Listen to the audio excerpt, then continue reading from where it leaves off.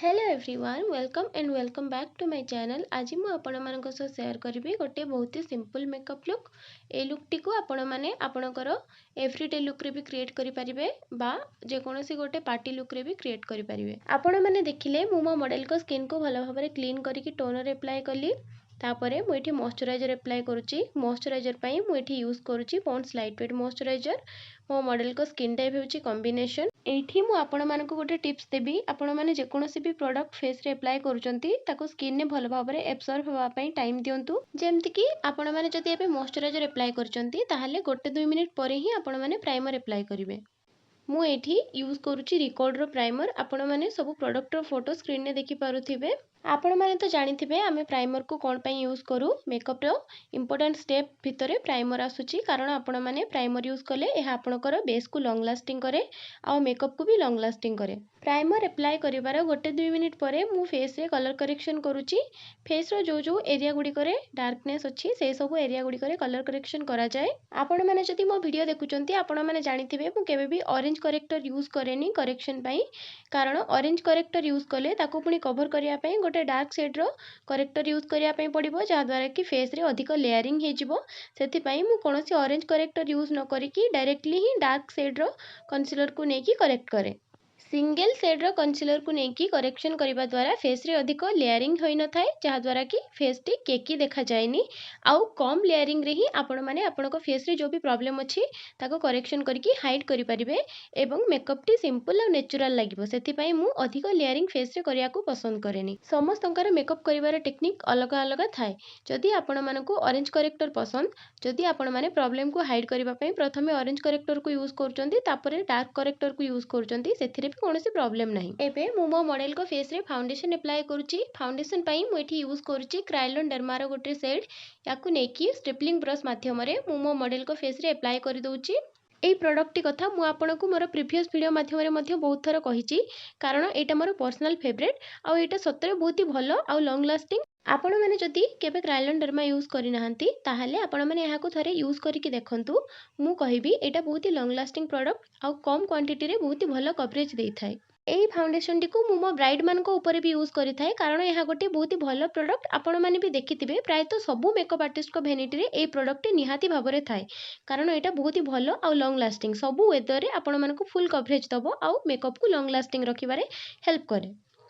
एबे नेक्स्ट मु एठी कंसीलर यूज करूची। कंसीलर पई मु एठी यूज करूची ईएलएफ रो कंसीलर। आपण माने तो स्क्रीन ने फोटो देखि पारुथिबे। जदि शेड रो नंबर दरकार ताहाले मु आपण मानकु कमेंट सेक्शन माध्यम रे कहि परिबी। आपण माने मते कमेंट करि परिबे।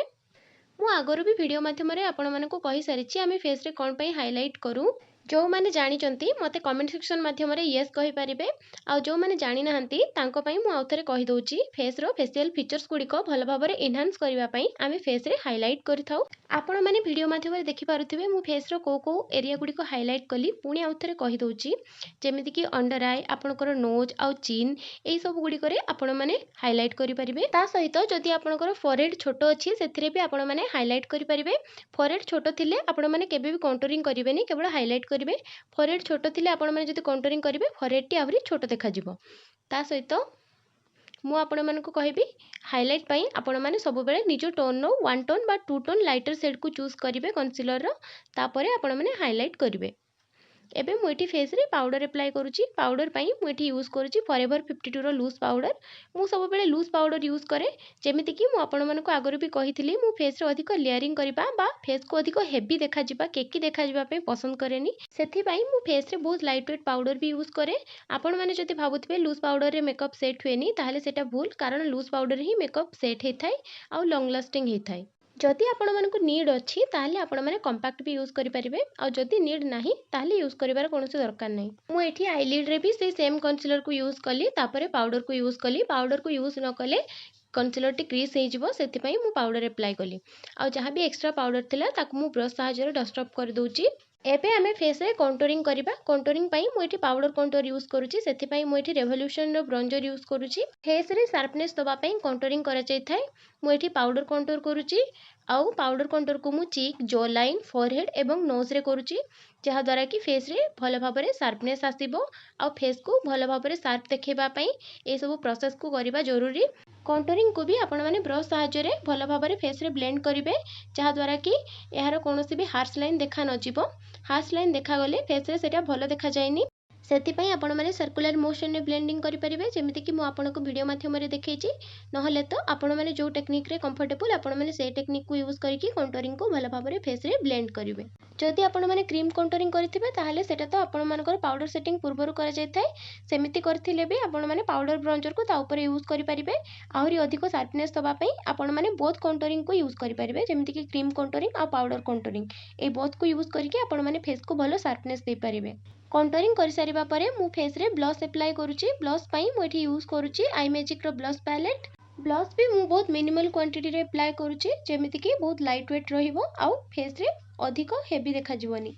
आपण माने वीडियो तो देखुचंती बट मो वीडियो को लाइक शेयर और कमेंट करू नाहंती। जदि आपण मानको किछि सिखिबा को मिलुची आ आपण मानको जदि वीडियो भल लागुची ताहाले मो चैनल को लाइक शेयर और सब्सक्राइब करंतु।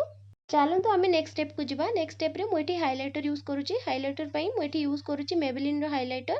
मुझे गोटे फ्लफी ब्रश रो हेल्प रे हाइलाइटर अप्लाई करूची। हाइलाइटर पई गोटे फैन ब्रश आसे आपण माने सेथिरे भी अप्लाई करि परिबे। हाइलाइटर अप्लाई करि सारिबा परे मुझे आई मेकअप स्टार्ट करिवि। आई मेकअप पई मुझे यूज करूची यू कैन बी रो फ्रूटी पाई पैलेट। यार गोटे लाइट शेड को नेकी मु ट्रांजिशन एरिया रे भल भाव रे फ्लफी ब्रश सहायता रे अप्लाई करि नउची। ट्रांजिशन एरिया पई मुझे गोटे लाइट ऑरेंज पीच टाइप रो शेड को यूज करिछि जोटा कि आपण माने स्क्रीन ने देखि पारुथिबे। सेही शेड को यूज करिकि मु बोथ आईज रो ट्रांजिशन एरिया रे कलर को भल भाव रे ब्लेंड करिवि जहाँद्वारा कि कोनोसी भी हार्श लाइन रहिबनी।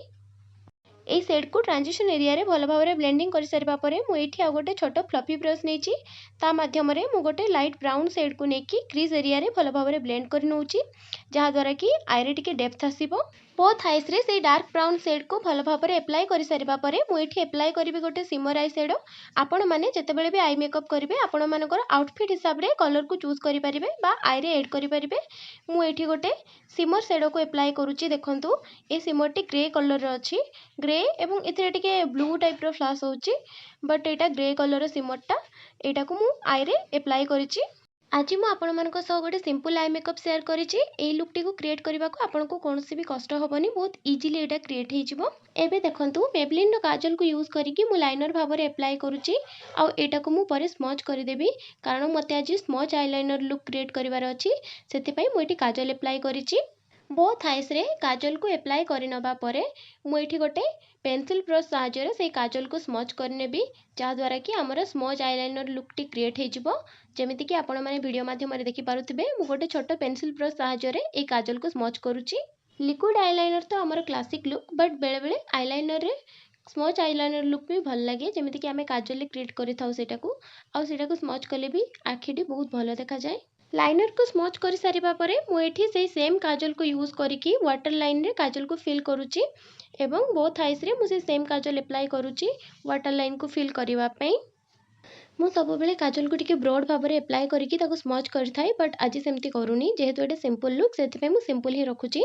बट मु एठी पेंसिल ब्रश सहायता रे लाइट ब्राउन शेड को चूज करिकि बोथ आईज रो लोअर लास्ट लाइन रे सेही ब्राउन शेड को फिल करिछि आ ताको भल भाव में ब्लेंड करिछि जहाँद्वारा कि आईज टिके भल देखा जिवो आ बोथ आईज रो लुक भल आसीबो सेति पई। चलतु एबे आमे नेक्स्ट स्टेप को जीवा। नेक्स्ट स्टेप रे मुझे मस्कारा यूज करूची। मस्कारा पई मुझे यूज करूची लोरियल लास्ट पैराडाइज मस्कारा। ए मस्काराटा भी बहुत लॉन्ग लास्टिंग आ वाटरप्रूफ। आगुरी भी आपण मानक कही ए मस्काराटी बहुत भल बोली आपण मैंने जदि एटा को न नहीं पारे ताहले आपण या जगह मेबेलिन भी यूज करि परिबे सेटा भी बहुत भल मस्कारा आ लॉन्ग लास्टिंग वाटरप्रूफ भी। प्रोडक्ट आपण मैंने जहाँ भी यूज करंतु ना कहीं आपण मानकर टेक्निक ठीक होबा उचित आ आपण मानकर प्रैक्टिस ऊपर सेटा डिपेंड करे कि आपण माने केते भल लुक क्रिएट करि परिबे। ता सहित प्रोडक्ट रो भी रोल अछि सेमती नुह कि प्रोडक्ट रो कोनोसी भी रोल नाही। प्रोडक्ट रो भी रोल अछि आपण माने सब बेले अफोर्डेबल चूज कले भी लॉन्ग लास्टिंग प्रोडक्ट को ही यूज करंतु कारण लॉन्ग लास्टिंग प्रोडक्ट यूज कले ही आपण मानकर मेकअप टी अधिका समय पर्यंत रहिबो। एबे मु मो मॉडल को आखिरे लासेस अप्लाई करूची। लासेस पाई मु एठी गोटे बहुत ही थिन लासेस को यूज करिची।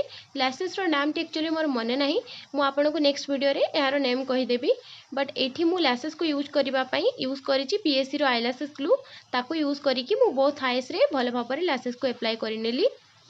एबे मु एठी आईब्रो फिल करूची। आईब्रो पाई मु यूज करूची एनास्तासिया रो जेल आईब्रो। ए जेल आईब्रो टी वाटरप्रूफ आ लॉन्ग लास्टिंग। याकू यूज करिकी मु मो मॉडल को आईब्रोज को फिल करि नउची। आपण माने सब बेले लाइट ब्राउन कलर रो आईब्रो को यूज करिवे, केबे भी डार्क बा ब्लैक ए टाइप रो कलर को यूज करिवेनी, सेटा नेचुरल लागेनी। आपण मानको केमितिका लुक पसंद मते कमेंट सेक्शन माध्यम रे कहंतु, कारण बहुत जण अछंती जो मानको बहुत सिंपल लुक पसंद आ बहुत जण एमिति अछंती जो मानको टिके हेवी लुक पसंद। बट मु कहिबी एज ए मेकअप आर्टिस्ट आम मानको सब टाइप रो लुक क्रिएट करबा आसीबा दरकार, जहा द्वारा कि फ्यूचर रे कोनोसी भी प्रॉब्लम न होबो, जो क्लाइंट रो डिमांड जेमिति रहिबो आमे सेमिति लुक क्रिएट करि परिबो। एबे मु एठी लिपस्टिक अप्लाई करूची। लिपस्टिक पाई मु एठी यूज करूची हुडा ब्यूटी रो लिपस्टिक, जोटार कि अनफॉर्चुनेटली मो पाखरे फोटो नाही, सेति पाई मु आपण मानको सह स्क्रीन रे शेयर करि पारिनी। बट मु एठी हुडा ब्यूटी रो लिपस्टिक टी अप्लाई करिची। लिपस्टिक अप्लाई कला परे मते लागिला कि ग्लॉस एड कले लुक्स टी भलो आसीबो, सेति पाई मु एठी ग्लॉस अप्लाई करूची। लिपस्टिक ऊपर मु ए लिप ग्लॉस को अप्लाई करूची लुक टी को आडिके एनहांस करिया पई। आपण माने जति चाहूथिबे आपण माने ग्लॉस ऐड करि परिबे, बा नहले तो आपण माने मैट रखि परिबे। एबे मेकअप रो सबठारु लास्ट आ इंपोर्टेंट स्टेप हेउची मेकअप फिक्सर। सेति पाई मु एठी यूज करिची स्विस ब्यूटी रो मेकअप फिक्सर। ए फिक्सर टी अफोर्डेबल आ लॉन्ग लास्टिंग भी। एबे एठी हमर लुक टी कंप्लीट हे गला। आपण माने फाइनल लुक देखि पारुथिबे। एक्चुअली आज आमे बाहरे शूट करूथिलु, आउ वेदर खराब जेहेतु थिला, वर्षा हैला, सेति पई आमे ए क्लिप गुडी को भलसे शूट करि पारि नथिलु। तथापि आपण माने जणांतु आपण मानको लुक केमिति लागिला।